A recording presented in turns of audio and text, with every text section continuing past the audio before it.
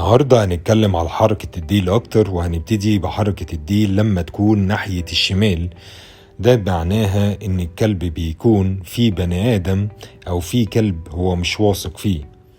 آخر دراسات أثبتت إن حركة الديل لما تكون أكتر ناحية الشمال دي مشاعر سلبية، خوف، ستريس. وهنا مثلا لو كلب بيكون ممكن هيهجم أو خايف من كلب تاني قصاده. لما حركة الديل بتكون أكتر ناحية اليمين، آخر دراسات أثبتت إن الحركة دي بتكون أكترها مشاعر إيجابية أو الكلب مرتاح، أو الكلب لما بيكون شايف صاحبه أو حاجة بيحبها.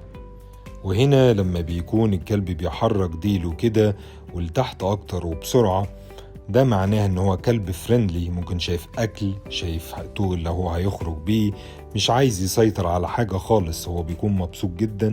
وده بيحصل في المواقف دي ساعات في شوية قلق بس عادي. وهنا بيكون الديل بيتحرك بسرعة جدا وسريع وعالي وفارق جسمه، وده معناه انه هيجري، هيتخانق او مع كلاب او مع ناس تانية. واستنونا الحلقة الجاية.